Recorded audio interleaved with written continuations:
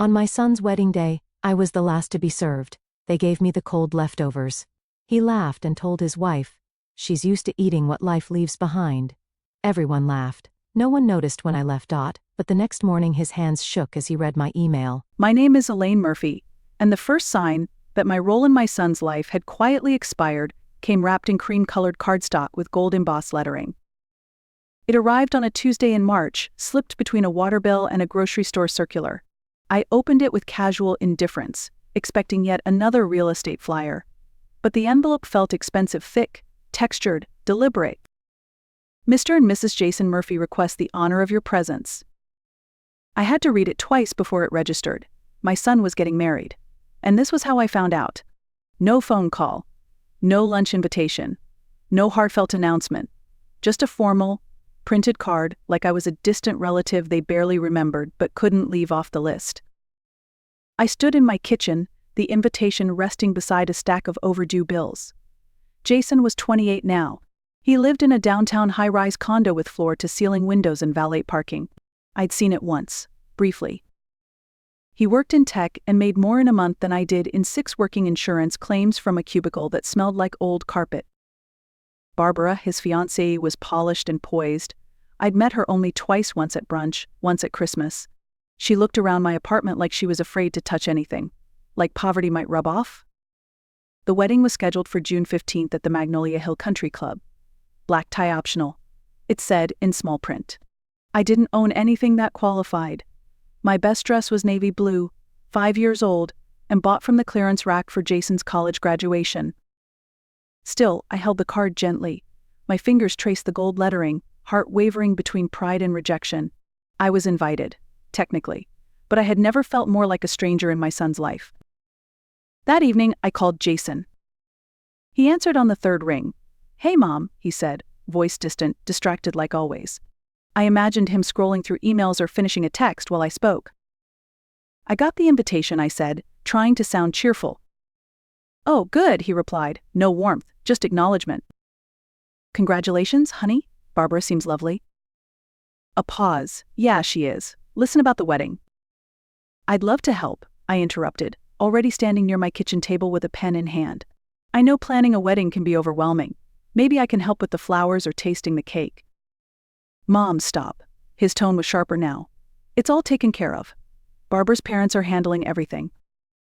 "I wasn't talking about money, Jason. I meant being part of it.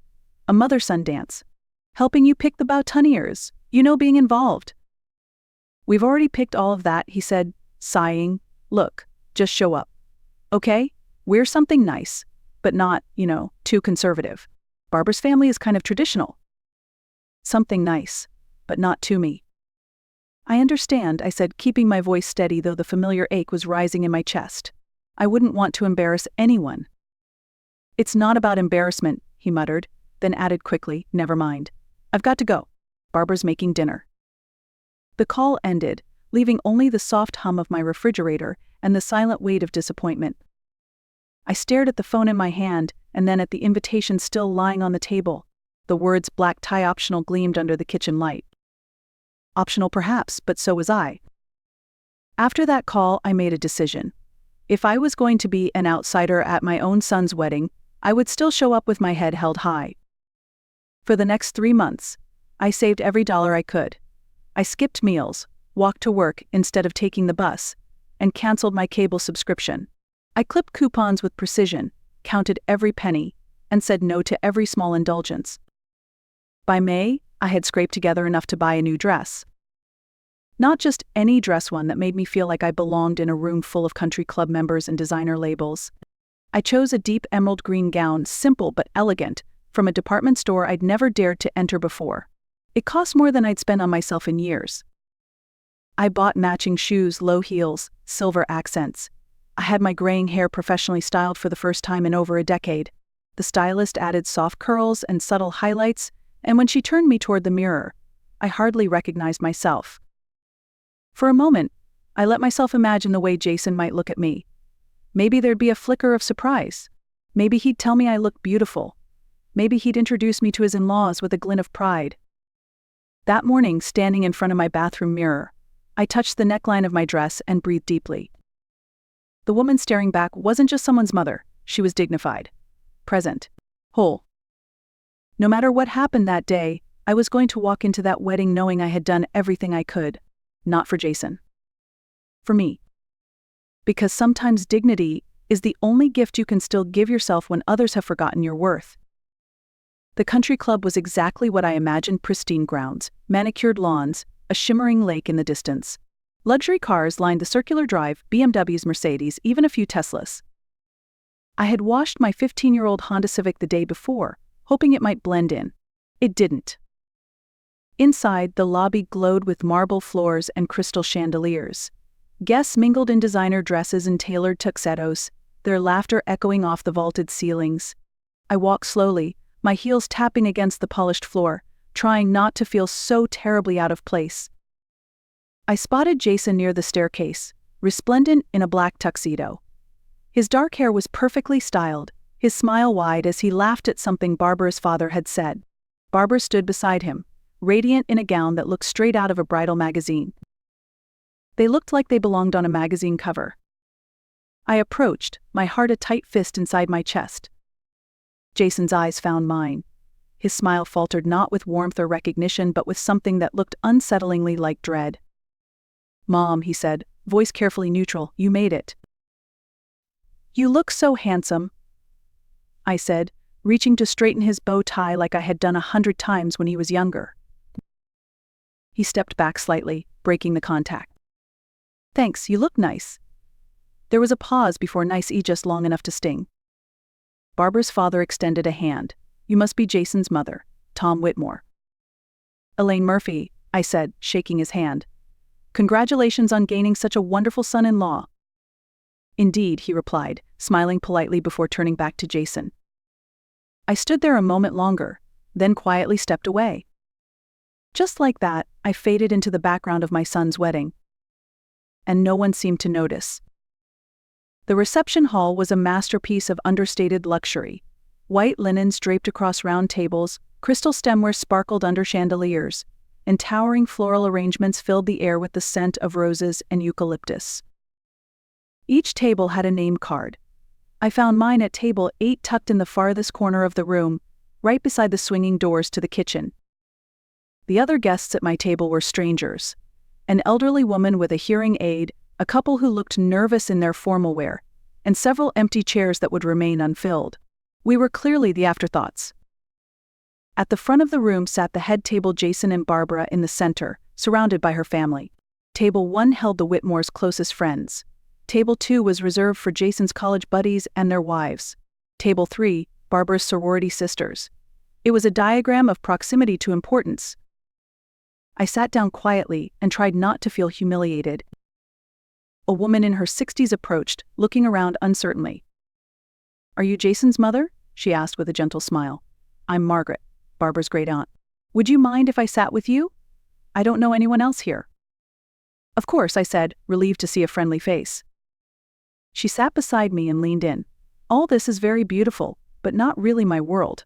You know?" "I do," I said, smiling faintly. "But it's Jason's special day. That's what matters." As the cocktail hour dragged on, I watched Jason work the room like a seasoned politician. He shook hands, shared laughter, posed for photos, making time for everyone. Except me. I told myself he'd come over soon, that he was just caught up in the moment, that I was saving the best for last. But as each minute passed, a hollow feeling opened up inside me, slow and wide and familiar. The same old ache of being forgotten by the one person you loved the most. Dinner began with practiced elegance. Waiters in crisp uniforms moved like clockwork, serving the head table first, then working their way through the hierarchy of tables 1 through 7. At our table, we waited patiently. Margaret received her plate first, lukewarm, but edible. Then came the elderly woman's, followed by the nervous couple. And then nothing. A young server approached me flustered. "I'm so sorry, ma'am. There was a mix-up in the kitchen. Your meal will be out in just a few minutes." 20 minutes passed, then 30. Around us, the other guests were finishing their meals, raising glasses, and laughing at inside jokes. I sat quietly in front of an empty place setting, stomach growling, pride shrinking by the minute. Eventually, A different server brought my plate. The salmon was cold, the asparagus limp. The potatoes looked like they had been scraped off someone else's plate and left under a heat lamp. Margaret glanced at it and whispered, "That's inexcusable." But I smiled and said, "It's fine. I'm just happy to be here." That was a lie, but one I'd grown used to telling. I was halfway through the cold salmon when I heard Jason's voice echo across the room. He stood, preparing for his thank you speech. But before addressing the guests, he leaned toward Barbara, just loud enough for nearby tables to hear. "Did you see? They finally brought my mom her food," he said with a smirk. "She's used to eating what life leaves behind. She won't mind." Barbara laughed high and brittle. A few others joined in, following her lead. I set down my fork. My hands were steady, though something inside me cracked wide open. Margaret looked horrified. Did he just? "I'm fine," I said again. But the words felt like ashes in my mouth. Because that joke was the truth. At least the truth of how he saw me. After dinner, the lights dimmed and the music swelled. Jason and Barbara stepped onto the dance floor for their first dance, gliding together like a picture-perfect couple in a movie scene. I watched from my corner, smiling politely, my hands folded in my lap. My dress, my hair, my shoes all chosen with care for a moment I thought would matter. Then came the parent dances. Barbara's father, Tom, twirled her with ease, his movements polished and proud. Barbara's mother took Jason's hand next, swaying with him slowly, sentimentally. I waited. Surely my son would come find me. Surely he hadn't forgotten. I'd imagined this moment so many times. I had even practiced a few steps in my small apartment, dancing slowly with no partner, letting the old music from my phone fill the silence. But as the evening wore on, more family joined in. Cousins, uncles, friends, all spinning and laughing under the golden lights. Jason never looked my way. No hand extended, no nod in my direction, no mother-son dance. He was too busy, too celebrated, too wrapped up in the life he had built, one where I existed only on the margins. And I finally understood. I wasn't invited to participate. I was only invited to witness, quietly, from the shadows. Margaret leaned over and whispered, "Are you all right, dear?" I looked at the laughter, the swirling gowns, the man who used to be my little boy, now dancing through a life that had no room for me. For the first time all evening, I felt entirely clear. "I'm perfect," I said. And for once, I meant it. I stood, smoothed my emerald dress one last time, and walked toward the exit. No one noticed me leave. Not Jason. Not Barbara. Not a single soul. Back home, the silence felt different, like something had finally settled. I hung my emerald dress in the back of the closet, changed into jeans and a t-shirt, then sat at the kitchen table with my laptop. And I began to write. Not in anger, not in grief, but with a clarity I had never known before. Jason, I'm writing this while your wedding is still fresh in my mind, though I suspect the parts I remember will be different from what you'll choose to keep. Your comment last night, about me being used to eating what life leaves behind, wasn't just cruel. It was honest. And that honesty gave me something I didn't expect: perspective. You're right, Jason. I have spent years accepting leftovers. Leftover time, leftover attention, leftover respect. I taught you without meaning to that it was acceptable to treat me as second best. I accepted scraps and called it love. But not anymore? Effective immediately, I'm ending all financial support. That includes the $500 monthly deposits you thought came from a trust fund. There is no trust fund. That was me working overtime, skipping meals, delaying my own life so you could build yours. I'm also canceling the credit card I opened in your name, which you've used for car repairs, flights, and vacations. And I am selling the house, the one you assumed would someday be yours. It's worth approximately $340,000 in today's market. I'll be using that money to travel, to rest, to live. You once asked why I never remarried. The truth is, I was too busy being your mother to be anything else. I poured everything I had into raising you, thinking someday you'd love me not just as a provider but as a person. I was wrong. This isn't a punishment. This isn't revenge. This is me finally choosing to matter to myself. I hope your marriage brings you joy. I hope one day you understand the difference between being loved and being respected. You'll always be my son. But I will no longer be your safety net. Mom. I read the email 3 times before hitting send at 3:47 a.m. No dramatic punctuation. No hidden messages, just the truth. By noon, Jason replied, "Mom, what the hell is this? Are you having some kind of breakdown? I think you misunderstood what happened at the wedding. It was just a joke.